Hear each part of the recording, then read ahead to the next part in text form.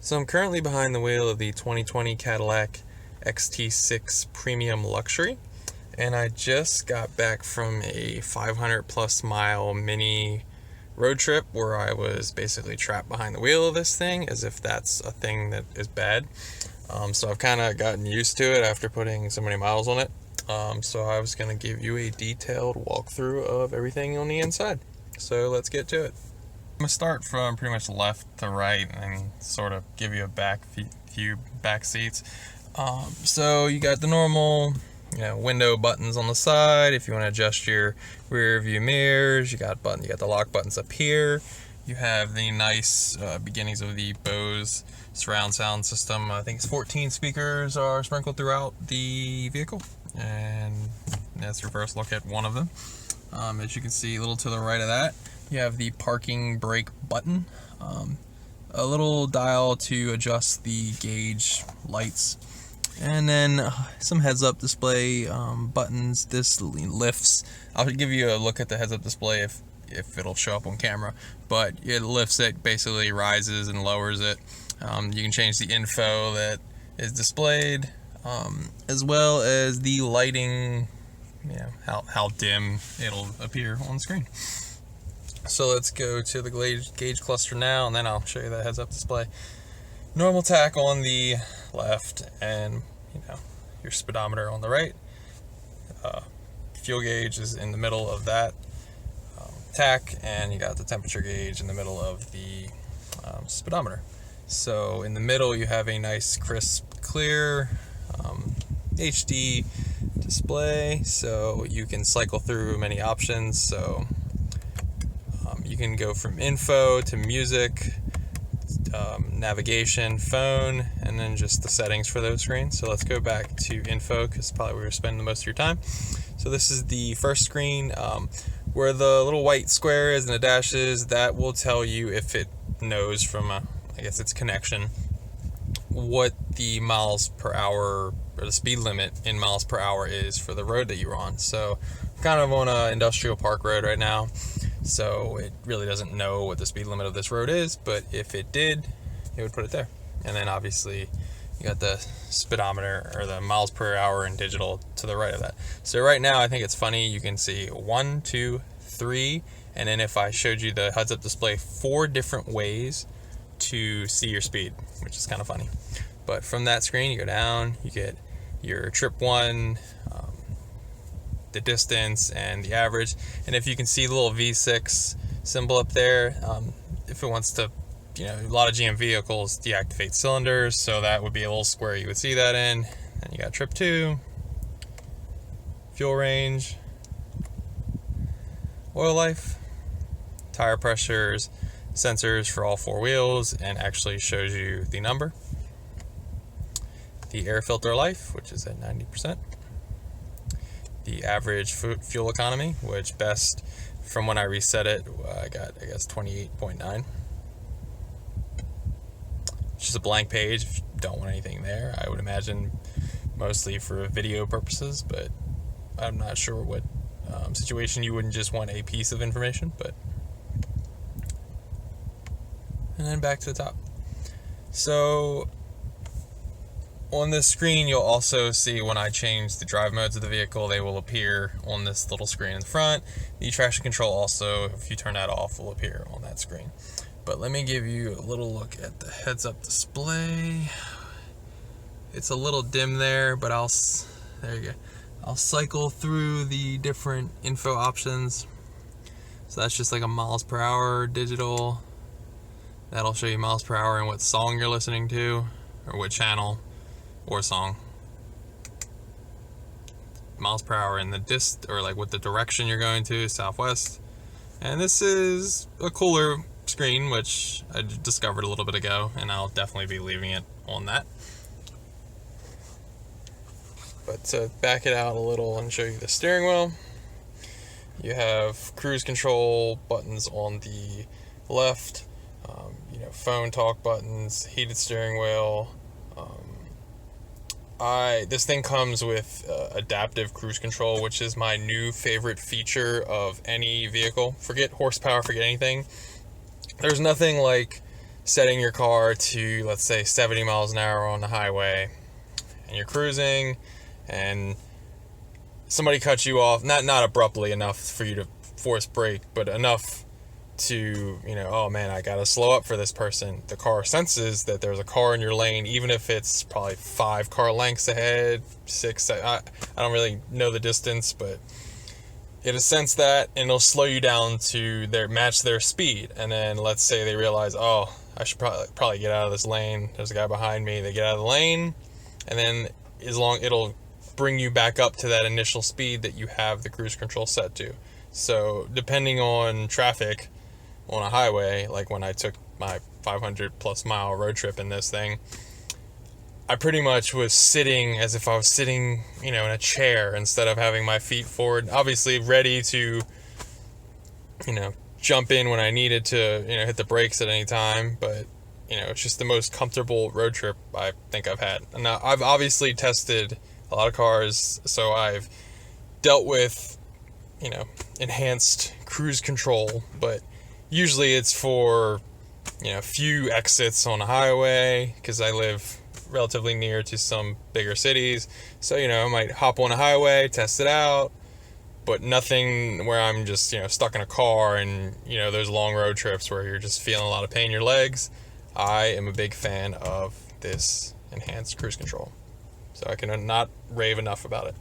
But on the right, just like the Buick Enclave that I had, this changes the, what station you're on. Instead of, while it is up and down, if you were to flip that, it's basically left, right, just flip.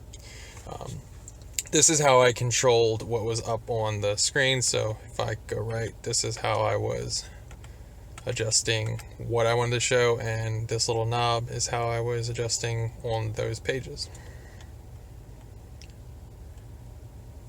Bring it back to there. So, and this is the little check button for you to select it. You just click in while it says the check, but there's not actually a check button here, so I don't think that means a check.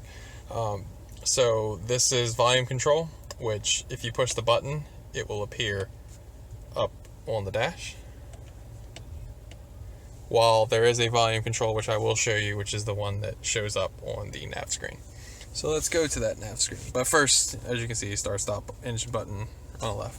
So here is the nav screen equipped with a bunch of touch sensitive buttons on the left and the right. You got parking sensors, you got the auto start stop, you got hazards, lane assist, and this is, I have it defaulted right now to the map screen, but I'll go in and show you, all the different options that you've probably seen a lot of lately, but I'll show you nonetheless. So going down a little bit, you have heated seats, 3 levels of heated seats, and then you have what was really saving me after, the reason I took that 500-mile road trip was I was invited to go drive the new C8 Corvette on track. So, track driving, you get a little hot and sweaty, and getting back in here and being able to push on ventilated seats was pretty cool. That's obviously not the first car to ever have ventilated seats, but it's a great feature nonetheless. You got your normal, so this is how you change the temperature, and it brings up a little, like a snippet of the climate control. The passenger can choose theirs as well. And what I will show is the full climate control. So as you can see, that just gives you a little snippet, but if you want the full screen, there you have it. And also rear on off. I can turn it on and off for the rear. So let's go down a little bit more and show you the gear lever. So to initiate a different gear, there's a little button on the side. You can go down to D or go up to neutral and rear or reverse. And you can also put it into a manual mode. There are little itty-bitty plastic paddle shifters, which probably would go great with the little, sporty heads-up display, show you what gear you're gonna change in, but I don't really believe in the need for that in this vehicle, unless maybe, some snowy, wintry drive, and you just wanted to select certain gears to just make sure you had the best driving experience. So this is where you change your volume, and it will appear on the navigation screen, whereas the buttons on the steering wheel will appear in the gauge cluster. Same left-right buttons that I mentioned, they're actually left-right down here. You have the music button, or the audio button, I guess you could say, the nav button, phone, and this is kind of like a home button. You'd think that's a back arrow, but it really brings you back to like the home menu. I think it probably should have just had the little home icon that's up here down there, but what you get is this little U-turn, and this is just like if you're familiar with the BMW iDrive, you have complete control of what it's doing. You can just, let me show you what my hand is doing. You can go up, you can go down, you can twist it, you can do whatever you need to do. And over here is traction control button. So if I were to push that,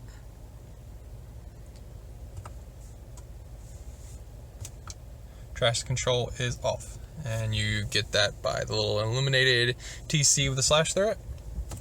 Let's bring that back on. So right next to that is this mode button, and that is for the drive modes. So I'm going to push that and cycle through and give you a quick description on the different drive modes. So right now it is in the tour or touring mode, and what that is the kind of most fuel efficient mode, because it's only in two-wheel drive, as you can see where my thumb is, two-wheel drive right there. So let's cycle through. All-wheel drive. Now you can see the two-wheel drive has switched to all-wheel drive, and this is now in all-wheel drive mode. So now it's in sport, which is also in all-wheel drive mode, and it'll just make the engine respond a little better, or quicker. Actually, not better, in my opinion, better, but respond quicker, a little bit different gear ratio, or the gears will change in a different spot in the rev range, things that I've mentioned on a lot of other GM vehicles, and you've probably become accustomed to from being seeing any other of GM's offerings. And then finally, the off-road mode, which also is in all-wheel drive mode, and while it is mentioned to be in off-road mode, it is really more like a rally mode, just like the Blazer that I drove and many other of GM's product offerings. You're not going to be hitting Baja up, but it is mostly for loose gravel, little rocks, and some unpaved driveways, and like what I would say, if you've seen any of my rough road series videos, it's basically those roads where I'm not claiming it's an off-road road, but it's an unpaved road that you wouldn't want to take a sports car on. That's probably when you should hit the off-road button, and you'll have a better driving experience. So bringing it back down to the center console. So I have it open right now, but you got nice metal spots for the cup holders. I would have to look it up. I don't want to misquote anything, but I feel like this kept it colder when I needed it to, so I don't know if it's functional in some way like that. I'm sorry, I didn't think to look that up, but it kept my drink colder. I don't know if there's a vent that somehow passed through there and it just metal to cup made it colder for longer. I don't know, but I'm not gonna blow smoke. But what's cool is push this and it's completely covered, and if you need cups or cup storage, you just place it there. You got this nice little cubby right here. It's pretty much where my phone sat for my whole road trip. Glove box. You get a latch and not a button like in the Blazer that I previously reviewed. You got the Bose speaker down there, you can see. Give you a little shot of the passenger side, and then bring it back to the middle. So it's something I did like. So you got the whole middle section. This is removable. You can hook up your USB-C, and what I did, so this is a charging pad right here. What I did was I hooked my phone through, and there, you can see my thumb comes through. There's a space for the cords to come through. Now, this is a charging pad. My phone is charge compatible, but I kind of wanted to get to it quicker than fumbling down here, because I'm not actually used to this for a road trip, so I always love to just have my phone in a cup holder spot. It's just personal preference, but this is a good useful spot to put your phone. I mean, that's what it's designed for. It's just what I use it for. Let me give you some interior shots of the back. So right here you have rear climate control. You have plenty of storage back there, as you can see. So this does feature a pretty big sunroof. And the sunroof controls are right here. Same OnStar SOS buttons that you've seen in many other GM offerings. Chevys, Buicks, GMCs, Cadillacs, everything you're used to. Focus for me. There we go. But I just wanted to give you guys a close look at the place that I called home for over 500 miles. And I think it was a pretty great place, to be honest. One last thing I'll mention that I can't really show you without getting out of the car and just showing you a button. It features some pretty comfortable lumbar support from that. I learned from that 500 mile drive. I just felt really comfortable once I started adjusting and putting a little bit of pressure in my back to bring back the natural curve and eliminate the slouch. It's just something I thought I'd mention, but I hope you like this that's not quick, but this detailed video of the interior of the Cadillac XT6 Premium Luxury. If you're a Cadillac owner and you have any other little pieces of info you want to add, be sure to leave them in the comments and I'd love to discuss them with you. Thanks for watching.